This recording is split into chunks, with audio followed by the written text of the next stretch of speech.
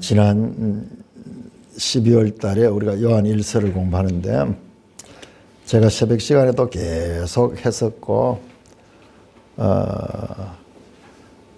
그리고 새해 돌아와서도 요한 1서를 하는 것은요, 이 신약의 내용들은 구약과 비교할 수가 없습니다.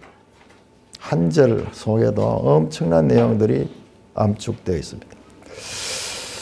신학이라는 것은 딴 게 아니고요, 한 번씩 우리가 읽고 있는 내용들 있잖아요, 그죠? 이런 내용들, 성경에 나오는 이 내용들을 오늘 어거스틴을 통해서 보니까는 또 다른 각도에서, 사상적 측면에서 다른 각도에서 보면서 우리가 성경에 대한 이해도 새로워져요. 우리가 이 대구에 늘 살고 있지만요, 이 대구를 객관적으로 보면은 또 우리가 대구에 대해서 새롭게 알고 더 깊이 알 수가 있습니다.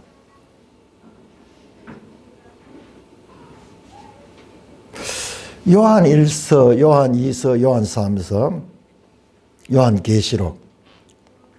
여러분, 성경의 마지막은 요한 문서라 그래요. 요한 문서, 요한 복음, 요한 서신, 요한 계시록 포함해서 5개의 책, 요한이 장식하고 있습니다.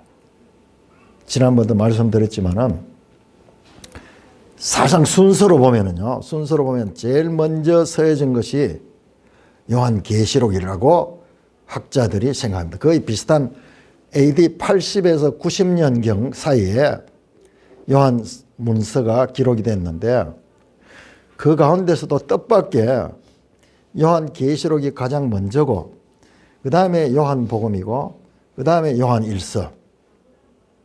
요한 1서를 자세히 보니까 요한 복음하고 거의 이렇게 연결이 되어 있어요.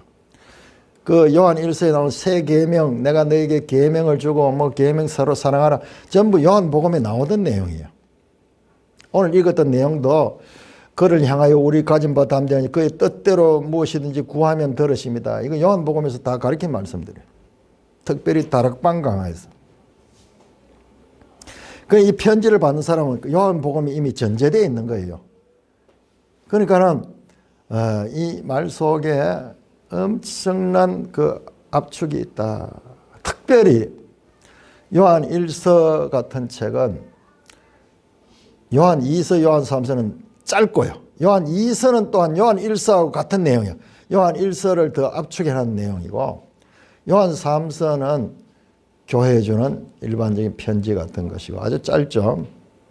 사실상 성경의 마지막 기록된 책, 제일 마지막에 기록된 AD 90년경에 기록된 책인 요한 1서가 가리키는 내용이 뭔가? 주제가 뭡니까? 교회, 그리고 그 교회 안에는 거짓 선생들이 있다. 적 그리스도 또는 거짓 스승, 악한 자, 미혹의 영을 추구하는 자, 그걸 주제로 다루고 있어요.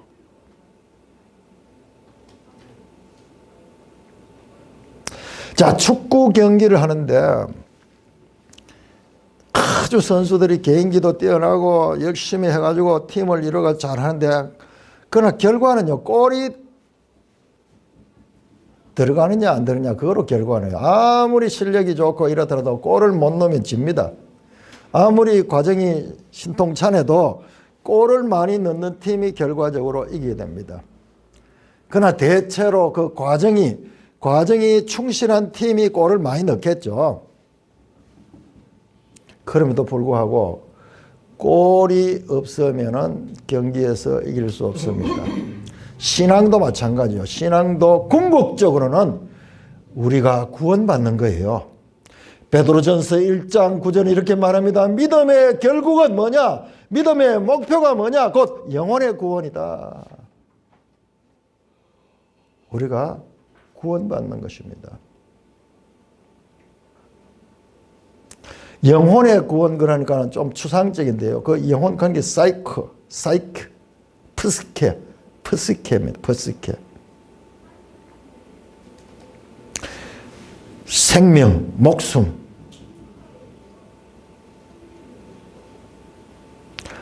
구원 소테리아.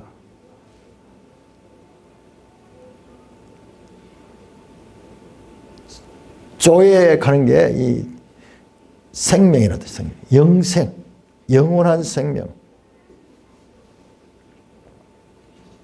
마지막에 쓰인 성경책, 특별히 요한서신들은 궁극적으로 교회와, 그러니까 요한계시록도 7교회에 보낸 편지잖아요. 그러니까 이 구약 성경에 저 이스라엘 나라 나오고 세계사 나오고 이랬지만 그건 아니고요. 신약에 가면 궁극적으로 교회야. 교회로 축약이 됩니다. 그 교회 가운데서 가장 핵심적인 것은 뭐냐? 구원인데 그 구원받느냐 구원받지 못하느냐의 차이는 진리 문제, 진리 문제. 자, 한번 영상 한번 띄워주시기 바랍니다. 요한 1서를 제가 정리를 해보니까는 이렇게 두 가지로 대조적으로 나오게 됩니다.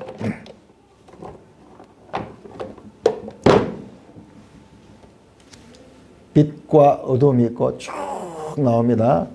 자세히 한번 보세요. 이게 무엇을 지금 궁극적으로 이게 뭘 가리키는가? 진리와 거짓 문제입니다. 진리와 거짓. 예수님을 육체로 오신 것을 시인한 것과 시인하지 않는 것, 이건 자기 생각이에요. 자, 진리의 영과 미혹의 영. 미혹이라는 것은요, 속이는 거예요. 거짓입니다. 거짓. 같은 겁니다.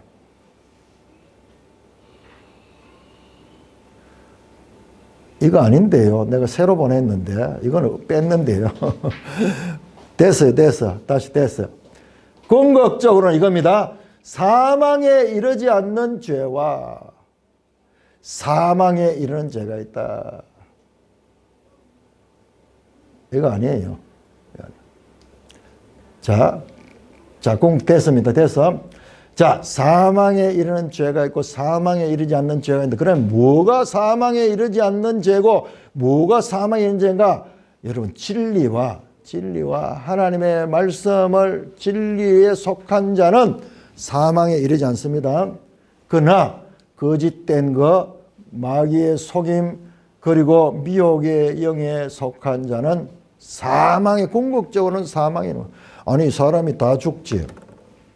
한 번 죽는 것은 사람에게 정한 것이요 그 후에는 심판이 있다 그런다. 죽습니다. 여기서 사망은 뭘 가리키냐 그러면요, 이것은 둘째 사망입니다. 둘째 사망. 자, 우리 성경 한번 보겠습니다. 둘째 사망이 뭔가? 요한계시록 20장입니다.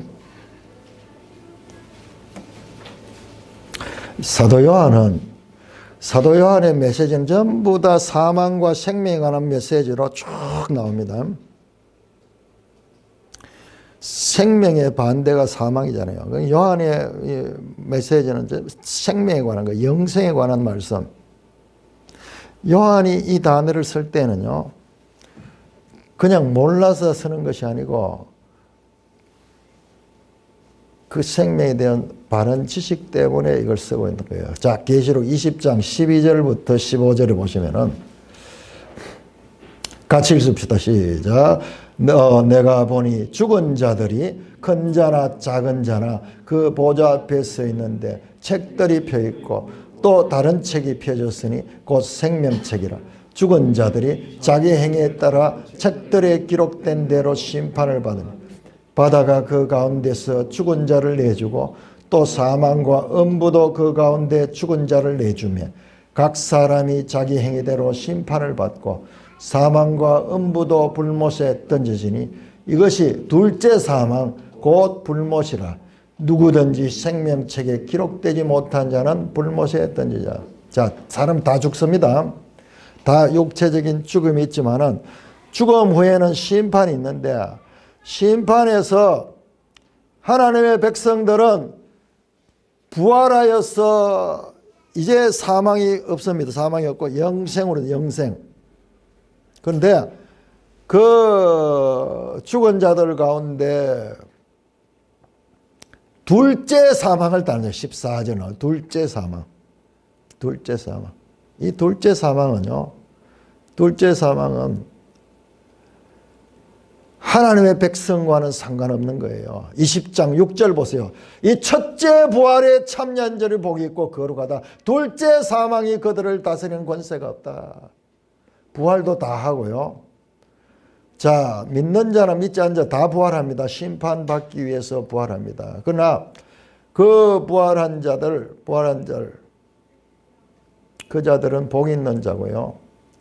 둘째 사망이 그들과 관계없어요. 둘째 사망, 진정한 사망은 둘째 사망이 사망입니다. 자, 이것은 요한의 계시록 2장 11절에 나옵니다. 이기는 자는 둘째 사망의 해를 받지 아니한다. 21장 8절도 보면요. 불과 유황으로 타는 못이든 이것이 둘째 사망이라. 요한은 사망에 대해서 잘 알고 있습니다. 같은 요한 계시록을 썼는 이 요한이 이 사망의 이야기할 적에는 이 둘째 사망을 이야기하는 거예요. 요한 1서에서 죄 문제를 많이 다루고 있죠. 죄에 대해서 계속 다루고 있습니다. 자, 보세요. 사망에 이르는 죄는 뭐냐 그러면은 여기에 속한 자, 여기 속한 자. 교회 안에 있는 자일 수 있습니다. 교회라고 부르는 무리들일 수 있습니다. 영생에 이르는 자들이고 이쪽에는 영원한 멸망이에요. 자, 여기에 어떤 다른 게 아니에요. 진리 문제입니다. 진리 문제. 그래서 말씀이 그렇게 중요한 거예요. 예수 믿고 교회를 크게 하고 그 다음에 선한 일도 많이 하고 좋은 일 많이 하고 그리고 그 명성도 가지고 성도들 간에 사랑도 많고 다 좋은 거예요. 다 좋은 거지만은 궁극적으로 사망에 이르는 자냐, 영원한 생명에 들어가는 자냐, 영원한 멸망에 들어가느냐, 사망에 이르느냐, 사망에 이르지 않느냐, 이 문제는 성경이 말, 내 이야기 아니고 성경이 합니다. 바로 진리에 있느냐, 거짓에 속하냐, 진리의 영을 따르느냐, 미혹의 영을 따르느냐, 이 문제라는 것을 성경의 마지막 책은 강조해서 그렇게 기록하고 있습니다.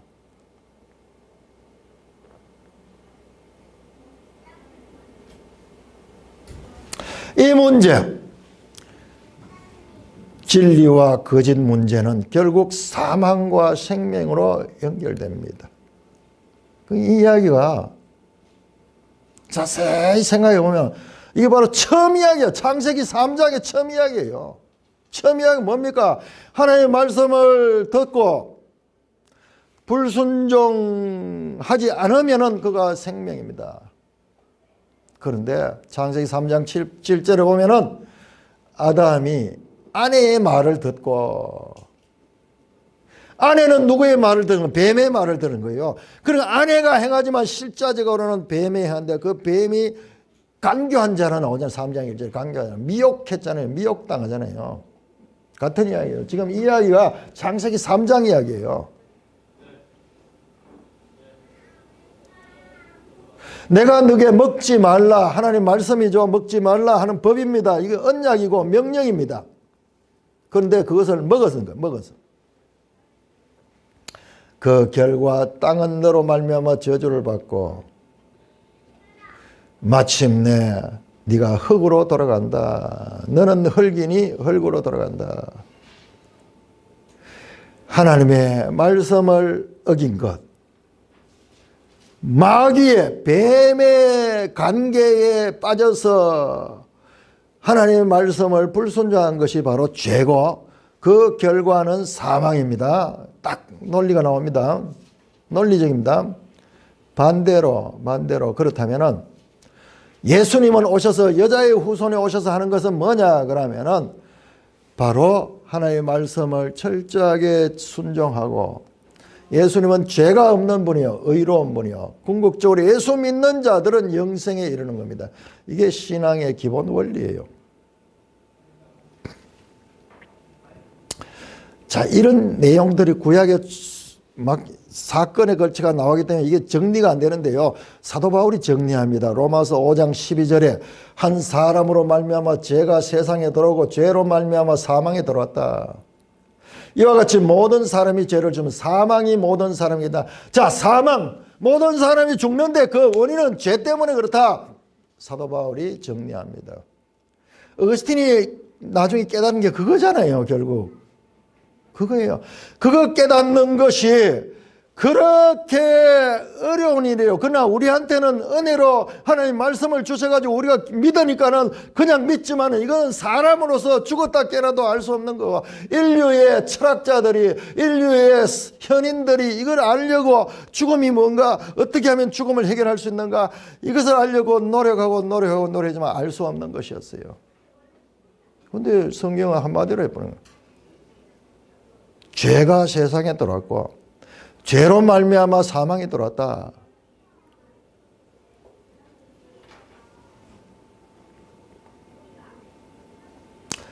여러분, 이 미혹의 영에 속한 자들요, 오늘날 소위 이단들이, 우리 요한 1서에도 영지주의라는 이단이 나왔죠. 이게 헬레니즘에서 나온 거예요.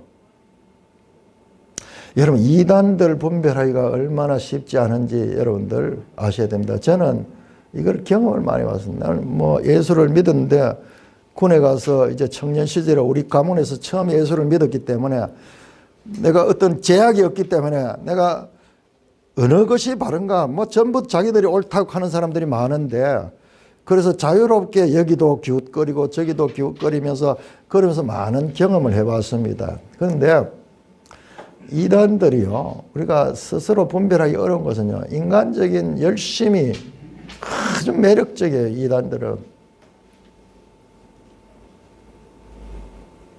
이단들 가운데는 어떤 이단들은 금식하고 절제하는 거 이런 게 특별합니다. 금욕, 심지어는 결혼까지도 하지 않고 그렇게 하고, 그 다음에 어떤 신적인 체험 같은 거, 하나님을 직접 만나고 하나님으로 음성을 들었고 이런 것들을 강조하거나, 또 사람이요, 영웅적인 그런 사람이 있어요. 사람과도 스케일도 다르고 평범하지 않는 그런 인물. 어떤 경우에는 엄청난 지식을 가지고 있어요. 우리는 지식 많은 사람들을 만나게 되면은 거기에서 우리가 그걸 존경하게 돼. 어떤 경우에는요, 자기를 희생하고 절제하고요, 사랑을 베푸는 거예요. 정말 이웃을 내 몸같이 사랑하는 그런 실제를 볼 수가 있어요. 어떤 경우에는 많은 무리가 그들 따릅니다. 그러면 우리 사람들은 그렇잖아요. 많은 사람이 가는 데는, 내가 모를 때는 많은 사람들이 가는 것이 옳다 이렇게 생각이 되잖아요. 그게 민주주의잖아요. 어떤 경우에는요, 평화주의, 평화를 강조하고요. 어떤 경우에는 선행을 강조합니다. 그렇기 때문에 하나님 말씀을 모르면요, 우리는 어차피 사람밖에 보이지 않아요.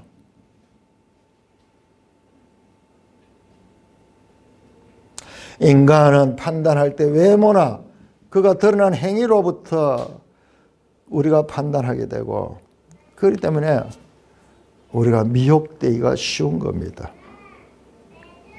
어떤 면에서는 이단이 더 경건해 보일 때가 있어요. 자, 요한 2서 1장 한번 찾아보세요. 요한 2서 1장.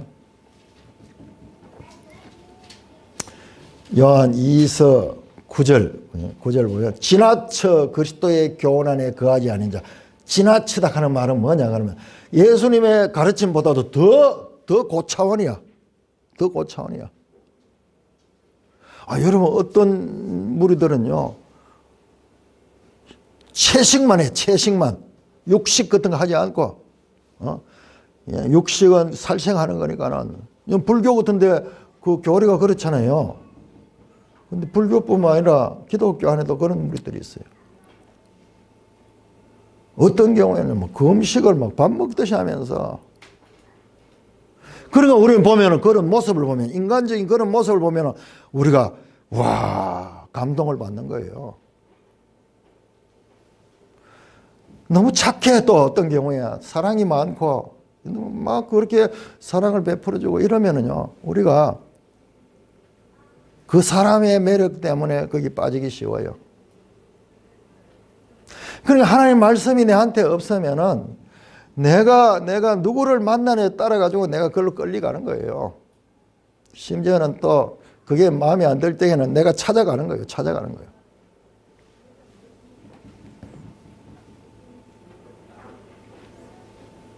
자, 마태복음 16장 한번 열어보세요. 마태복음 16장. 자, 이런 이야기를 해도 우리가 실감이 잘 안 나요. 실감이 잘 안 나는데 좀 구체적인 사례를 들어가지고 한번 보겠습니다. 여러분들, 나는 이단을 잘 분별할 수 있고 나는 절대로 이단에 안 끌려갈 것이다 자신할 수 있을 것 같죠? 그럼 막상 현장에 가면은요, 그렇지 않아요. 마태복음 16장 23절 우리 같이 읽습니다. 시작. 예수께서 돌이키시며 베드로에게 이르시되 사탄아 내 뒤로 물러가라. 너는 나를 넘어지게 하는 자로다. 네가 하나님의 일을 생각하지 아니하고 도리어 사람의 일을 생각한다.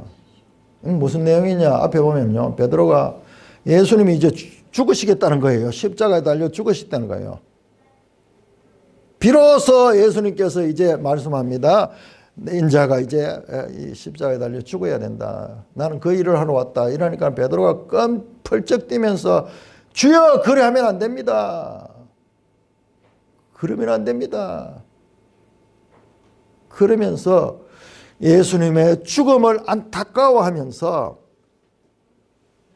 인간적인 사랑을 가지고, 뭐 사랑인지 그 감정이, 우리 감정은 복합적이어서 우리도 우리 자신 감정을 잘 몰라요. 참 감정적으로 펄쩍 뛰면서 그래 하면 안 됩니다. 그러면서 고함을 치면서 예수님을 보호하는 듯이 말할 적에 예수님께서 오히려 사탄아 물러가라고. 사탄아, 네가 하는 것은 하나님의 일이 아니고 사람의 일을 가지고 하고 있다.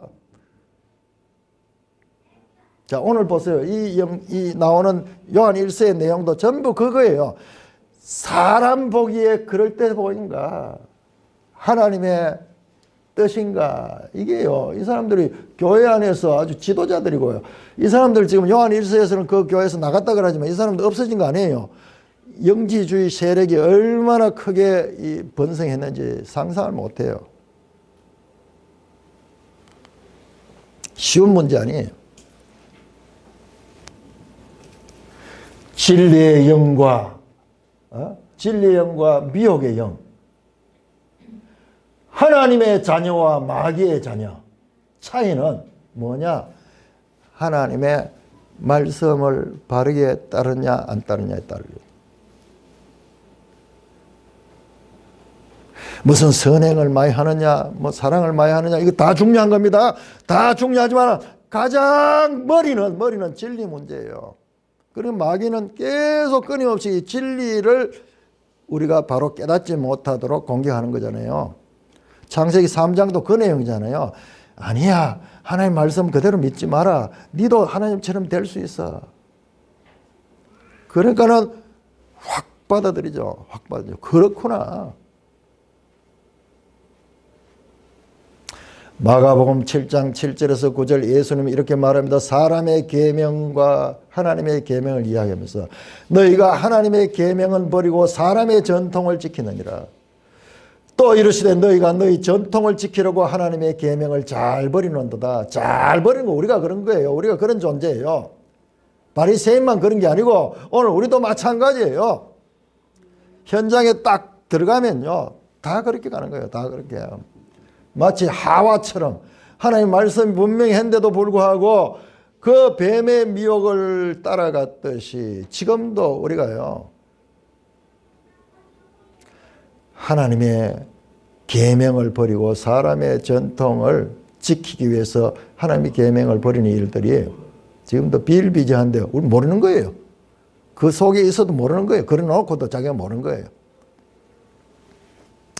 여러분, 이와 같은 거짓 교사들에 관한 이야기는 예수님께서 마태복음 24장에도 했고 사도 바울의 고린도후서 11장에도 다른 예수, 다른 영, 다른 복음, 그런 걸 사람들이 너무 좋아하는 거야. 그걸 가지고 고린도후서 11장 13절 15절에 사도 바울이 말합니다. 그 사람들은 거짓 사도다. 속이는 일꾼이고 그리스도의 사도로 간양한 자들, 바로 이 자들의 이자 똑같은 거예요. 이것은 이상한 일이 아니라 사탄도 자기를 광명의 천사로 가장한다. 이게 정상이라는 거예요. 이게 정상이라는 거예요. 사탄의 일꾼들도 자기를 의의 일꾼으로 가장한 것이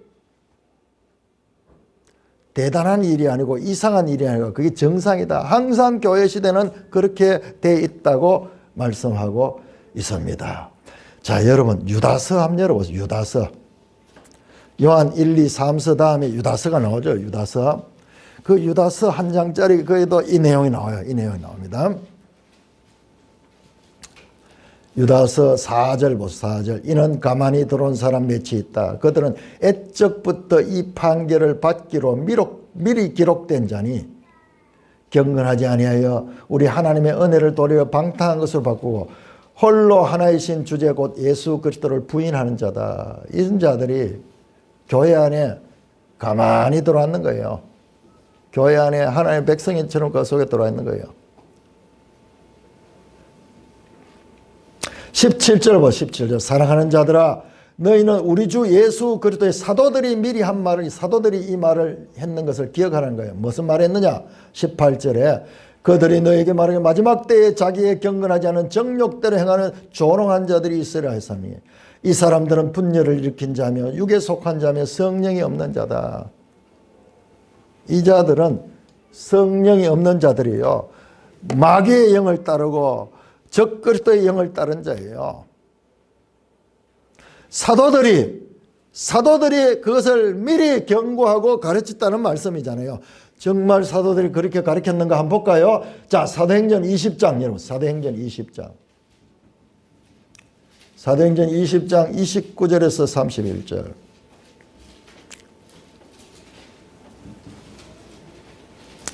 사도행전 20장 29절에서 30절. 에베소 교회의 사역을 마치고 돌아가는 길에 사도 바울이 에베소 장로들을 불러서 하시는 말씀입니다. 같이 읽습니다.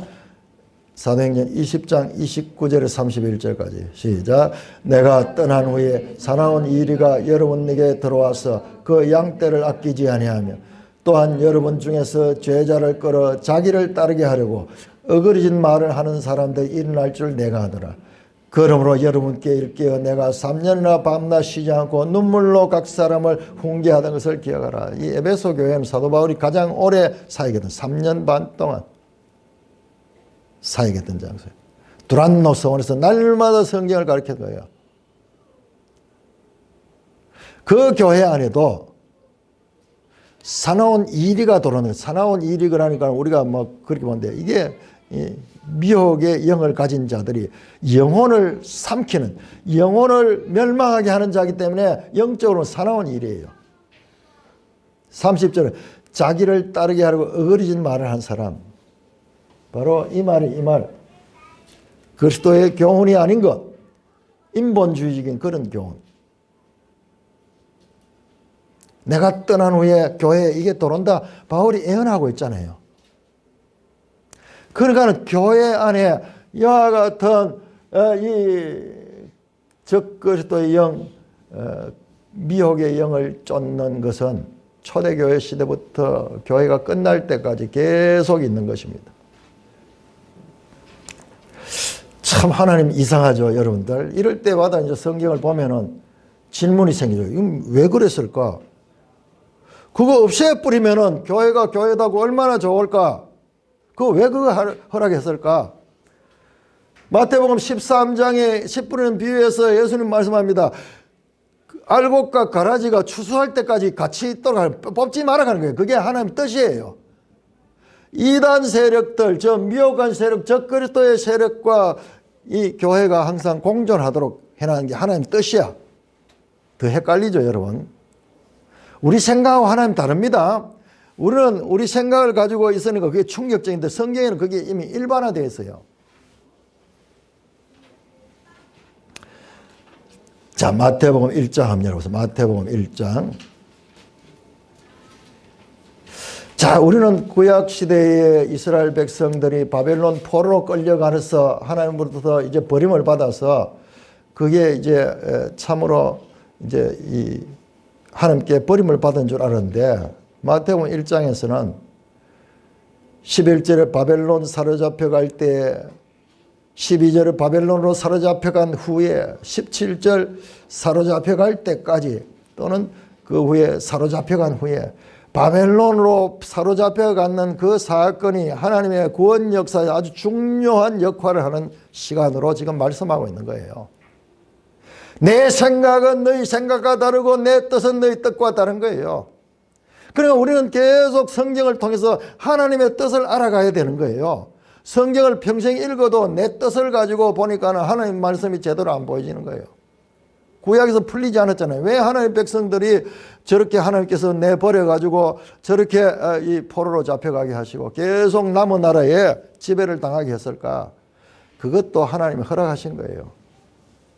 그 사건이 기회가 돼서 오히려 예수 그리스도를 통한 구원의 중요한 하나의 계기를 만드시는 분이 하나님입니다. 우리는 그냥 저 포로 사건이 불행한 사건인 줄 아는데 하나님의 뜻 가운데 이루어진 거예요. 여러분 사도행전 보시면요, 교회가 이제 예루살렘을 중심으로 생겨났습니다. 그래서 믿는 사람들이 많이 일어났어요. 그러면 이제 복이 받아야 되는데 8장에 가면은 갑자기 교회에 박해가 있는, 박해가. 그날에 예루살렘에 있는 교회에 큰 박해가 있어 사도 외에는 다 유다와 사마리아 땅으로 흩어졌다. 하나님 심술스럽게도 좀 그냥 살고 있는 걸 못 봐줘. 예루살렘 교회가 막 이렇게 수천 명이 모이고 거기에서 엄청난 역사들이 일어나는데 하나님께서 그 교회를 깨트려 버려.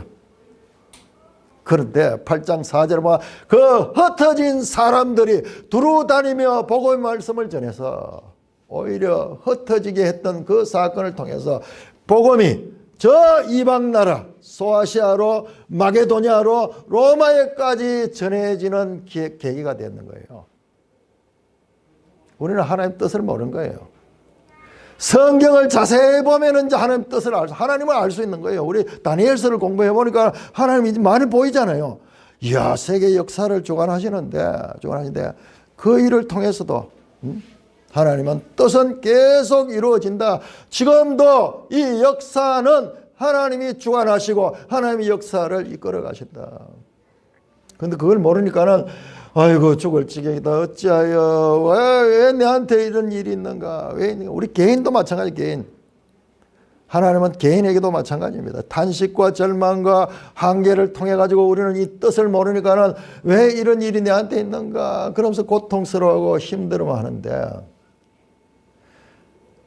성경을 보면 그건 하나님의 일반적인 하나님의 인생들을 다루고 이스라엘을 다루신 하나의 일반적인 원리예요. 구약 시대에 하나의 백성이었던 이스라엘 신약 시대에 오니까 이스라엘어로 뒤로 쳐지고요. 이방인들이 이제 교회에 주도하게 돼요. 오히려 이스라엘은 구원에서 더 멀어지는 것 같아요. 이런 일이 왜 일어나는가? 사도 바울이 고민하고 하나님께 기도합니다. 내 동족 이스라엘은 왜 신약 시대 되어 가지고 오히려 이방인들에게 저렇게 복이 가고 유대인들은 오히려 더 복에서 멀어지는가? 여러분 이게 우리 생각으로 알 수 없는 거잖아. 그런데 사도 바울이 로마서 11장에서 11장 11절 12절에서 말씀합니다. 그들의 넘어짐으로 이스라엘의 넘어짐이 이방인에게 구원에 되는 기회가 되었고 그들의 실패가 이방인들에게 풍성한 복음을 전하는 기회를 만들었다는 거예요. 하나님의 역사를 주관하시는 것은 우리가 알 수 없는 거예요. 자, 로마서 11장 33절 열어보세요. 11장 33절.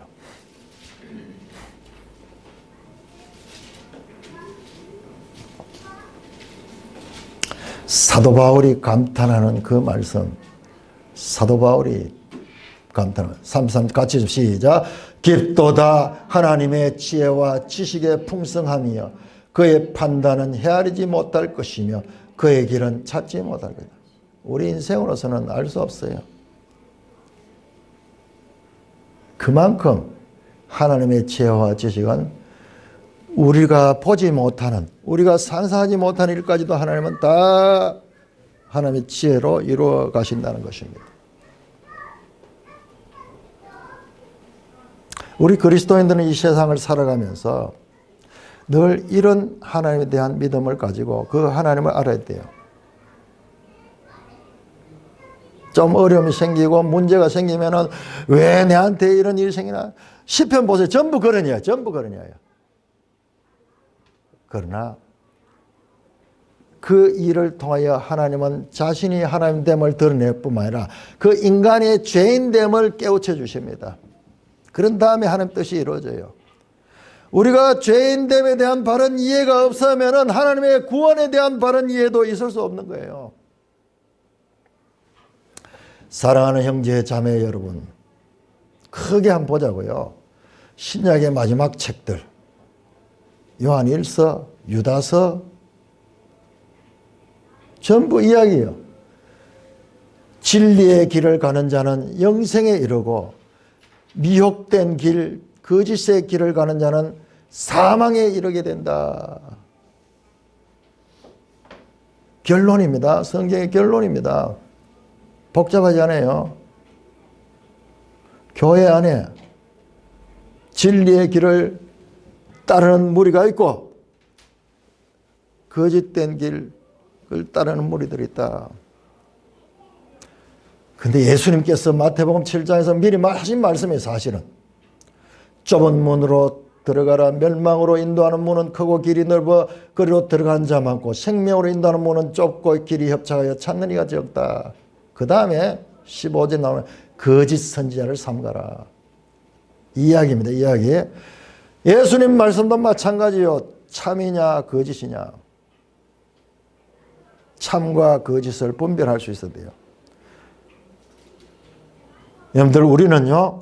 거짓을 참이라고 믿고 참을 거짓이라고 믿을 수 있는 존재들이에요. 빛을 어둠이라 그러고 어둠을 빛이라 그러고 선을 악하다 그러고 악을 선하다고 할 수 있는 게 우리 인간이에요. 교회 역사를 보면요. 그런 역사예요. 그런 역사. 끊임없이 하나님의 말씀이 새롭게 해석이 되고 깨달아지고 그래서 말씀으로 돌아갔다가는 다시 또 헬레니즘 저 인간 철학 사상으로 들어가고 교회에서 그 수많은 역사와 사건들 가운데 참 진리의 길을 갖는 사람은 뜻밖에도 소수라는 것을 우리가 알아야 돼요. 우리 자신도 예가 될 수 있을까요?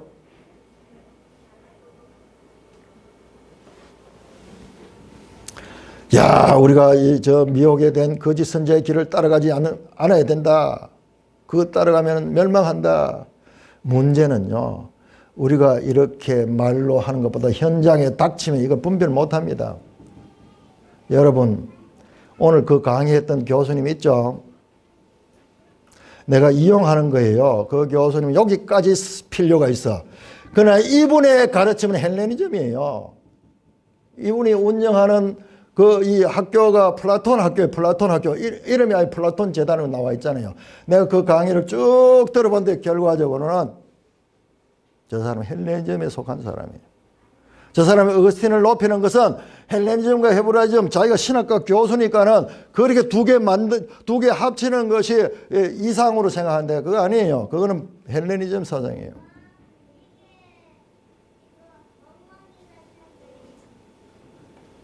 아까 권사님 그 이야기 했죠. 또 배로. 이야, 이거 분별하기 정말 어렵겠구나. 여러분 그걸 알아야 됩니다.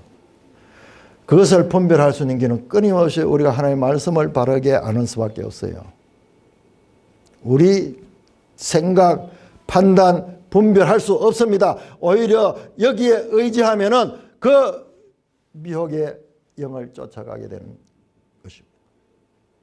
그것을 분별하기 위해서는 우리가 하나님의 말씀을 왕도가 없습니다. 창세기부터 계시록까지 하는 말씀을. 신앙생활은 참 쉬워요. 예수 믿기만 하면 구원받아. 그러면서도요, 신앙생활만큼 세상에 어려운 게 없어요. 끝까지 그 믿음을, 바른 믿음을 가지기 위해서 우리가 이 하나님의 말씀을 바르게 깨닫기 위해서 우리가 노력해야 됩니다.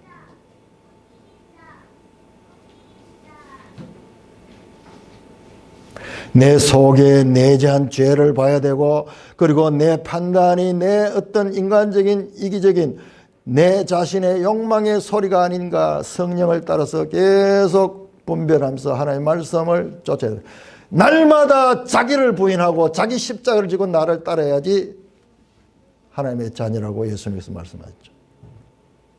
하나님의 말씀은요, 읽고 이해해야 되는 거지요. 주문이 아닙니다. 그냥 막 형식적으로 그렇게 했다는 거 아니에요. 여기 왕도가 없어요. 창세기부터 계시록까지 이르는 하나님의 세계 구속의 거대한 청사진을 담고 있는 이 성경을 통해서 하나님의 뜻과 미혹하는 자들의 거짓을 교회가 함께 분별해요. 그래서 교회의 목사를 세우고 하나님의 말씀을 연구하게 하고 하나님의 말씀을 가르치게 하고, 이 교회 지도자가 잘못 세워지게 되면 통째로 다 저리 가는 거예요. 따라가는 거예요. 여러분, 우리 구원의 신앙의 궁극적인 목표는 구원입니다. 구원. 우리가 구원받기 위해서 이런 목적을 가지고 한 건 아니지만 궁극적으로는 이 모든 것들이 합력하여 영원한 구원에 이르게 하는 것이 하나님의 뜻입니다. 2003년도 이 한 해도 이제 민수기로 시작했죠. 이제 마태복음 나와요. 이번에 마태복음이 이제 끊어지지 않고 한목 2월달, 3월달, 4월달까지 해서 마태복음 전체 이제 통째로 할 거예요. 마태복음을 이제 다니엘서를 하고 난 다음에 이 마태복음을 보니까 너무 놀라운 거예요. 너무 놀라워. 2023년도 이 한 해 변함없이 한 권 한 권 하나님의 말씀을 바르게 읽고 그 하나님의 뜻을 알아가는 일에 우선순위를 두시는 삶을 살아내시면서 둘째 사망에 이르지 않는 영생의 소유자들 되시는 저와 여러분 되시기를 우리 주 예수 그리스도의 이름으로 엄숙하게 축원합니다. 하나님 아버지, 은혜를 감사합니다. 이 복잡하고 많은 하나님의 말씀 가운데 핵심이 무엇인가? 믿음의 결국 영혼의 구원이라 하셨는데, 아버지 하나님, 우리 산돌교에 속해 있는 형제 자매들, 각 사람 속에 내주하시는 진리의 영이신 성령께서 늘 함께 하시고 역사하시고 인도하여 주셨어. 육체의 소욕과 사람의 생각으로 우리를 이끌어가고자 하는 마귀의 괴계에 흔들리지 아니하고 생명의 성령의 법을 따라 살아가는 일에 진보가 있는 이 한 해 되게 하여 주시옵소서. 그리하여 믿음의 결국 영혼의 구원에 이르는 둘째 사망의 해를 당하지 아니하는 복된 하나님의 자녀들 되게 하여 주옵소서. 우리 주 예수 그리스도 이름으로 감사하며 기도드리옵나이다. 아멘.